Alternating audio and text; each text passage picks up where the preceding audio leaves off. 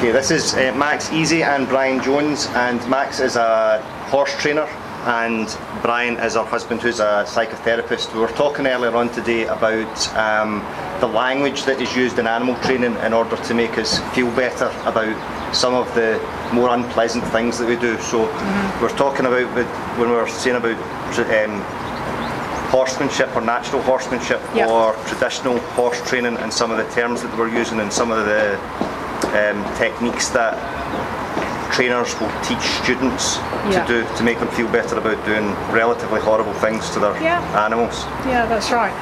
Traditional training, probably the most common word that you'll hear used to describe a prompt or a cue for a behaviour is the word aid. Okay. So that's a pretty benign, if not positive word in most people's minds. They think of an aid as something that is helpful. Yeah. When the reality is that in traditional training, an aid is a cue that says to the horse, if you don't respond, an aversive will follow. Yeah.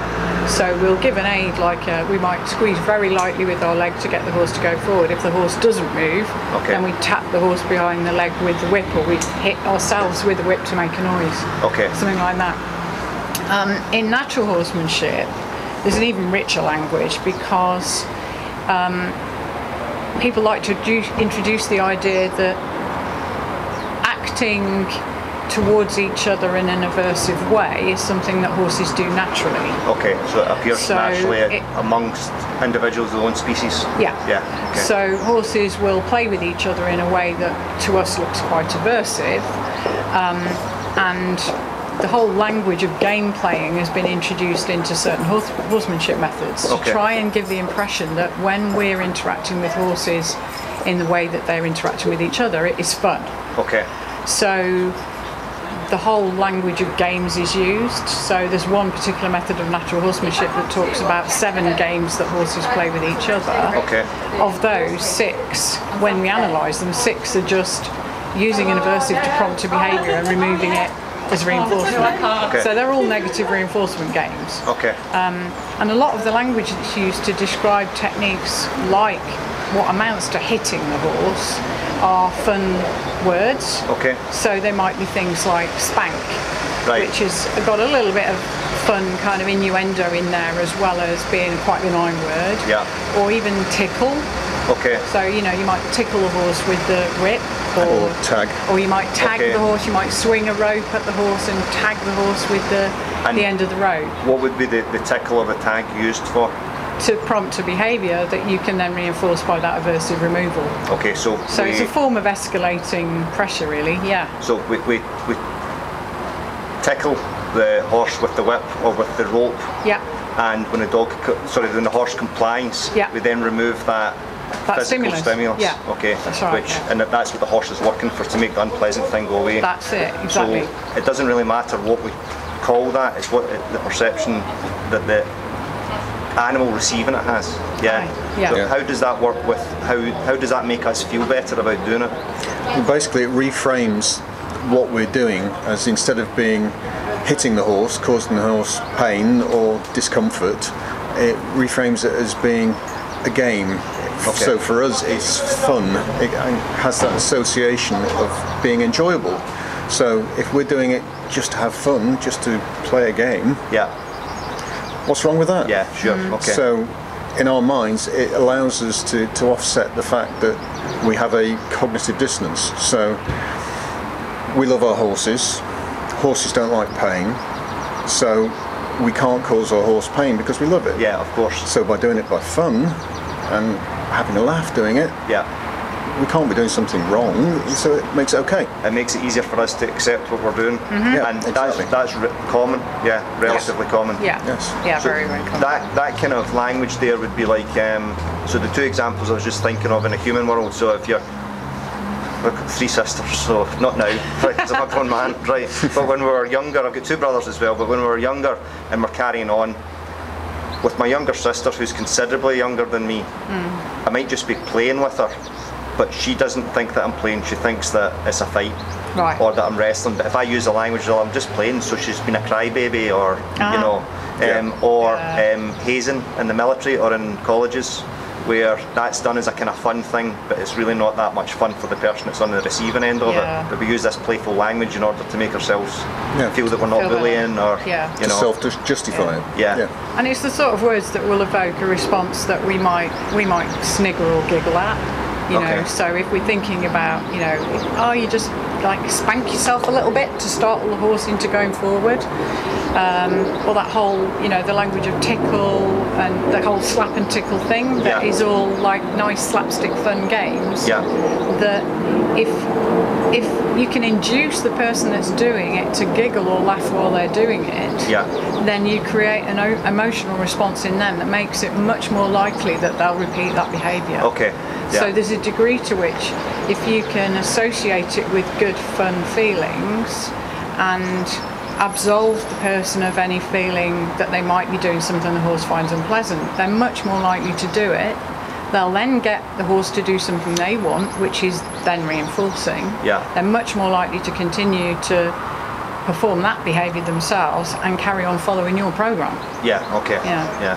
So suppose that'll be quite like language that, and it's just to use it as an example, not to start a riot, but we're language that Cesar Millan uses, that we're snapping the dog out of it, or it's just a tap in the ribs, or a poke in the neck.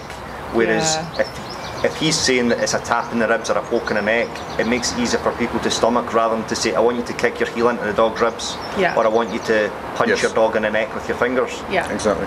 And it doesn't matter what we're doing. We could say that we're using a flower against them, but that doesn't look much like a flower, you know. So that's what some careful trainers will use in order to influence people that don't know. Yeah. Yeah. And don't very want to much. feel bad about what they're doing to their animals, because at the end of the day, they're doing the only thing that is currently available to them. Okay. As far as they're concerned, there is no other way of getting that behaviour. Okay. So if they want their animal to perform, that is the only thing that's on offer to them. Yeah. So there has been a real big void in the whole horse training industry, where no matter which flavour of training you look at, until you come across training with the clicker, there is nothing else available, and everyone is offering some flavour or other of aversive training. Okay. And why do you think that? Because that would appear to be where probably dog training was maybe 30 years ago. You know, up until Ian Dunbar started APDT, and we started in 1982 or whatever, and we started kind of moving on from there. But prior to that, it was very, very, very similar to that. So do you think the horse training field is just 30 years behind dog I trainers? think we're lagging behind, but also I think there are some very influential academic trainers who still want to convince people that if they want to have control of horses, if they want to use horses for the things people want to use them for, like riding, competing, jumping, that actually they can only do that if they go down a negative reinforcement route. So there are trainers who actually understand learning theory and are still putting forward the argument that it is unrealistic to train horses only using positive reinforcement and desensitisation. Okay, but that's exactly where police dog training was and military dog training was 10 years ago, where you're now getting some police and military dog trainers realising that you actually can train these behaviours primarily using positive reinforcement. You know, so because it's exactly the same arguments, because we've heard them all before. It's just that you're in a different we're kind field. of just lagging a little bit behind. There's And also sorry, go on. there's an awful lot of social compliance coming into play here because of the way that the horse industry works as a whole, and the media that goes with it, the magazines, the personalities, they all come from the same background, from the same traditional thinking. Okay. So you get an awful lot of social compliance. Is that kind of so buying into the celebrity of the trainer, if you like? Well, it's because someone with authority is saying this is the way you do it. Yeah, okay. You believe it and you do it. A bit like the Milgram experiment. Yeah. Where they And had some to of do those- it, so they felt. Yeah. And some of those people are accomplished horse people who've been very successful in competition. Some of them are very accomplished academics, whether that be veterinary academics or people with history and psychology, who are very believable.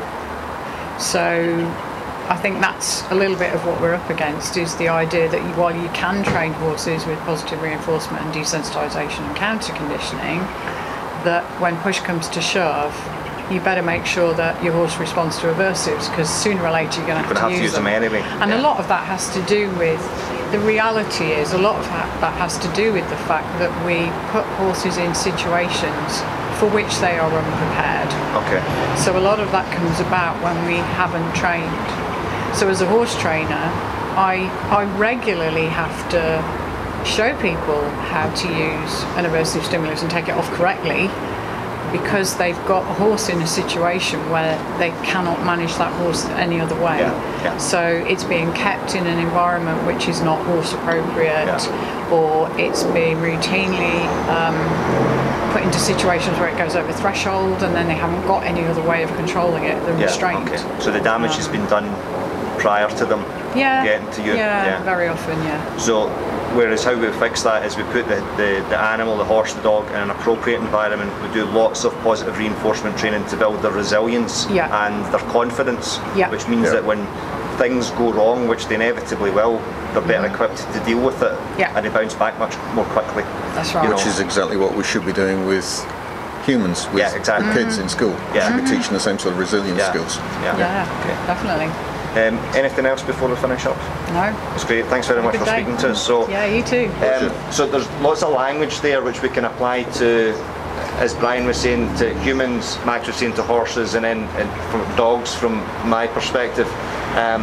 Be aware of, if somebody if you go and your trainer is saying it's just a tap on the nose, ask anything, ask whatever we're doing, what effect is that having on the learner, and question everything. So rather than buying into the celebrity of these trainers or the social pressure that we're put under because they are X, Y and Z, the way that I've learned from, so we're at Ken Ramirez today, that's what we're down here for, and Ken Ramirez actively encourages you to challenge everything that he's saying or everything that you read, rather than just buying it from him, which is a much more open way to, I think, to learn and to challenge things, because it means we don't just accept things because people are saying them, because whether I'm saying them or Max is saying them or Brian's saying them.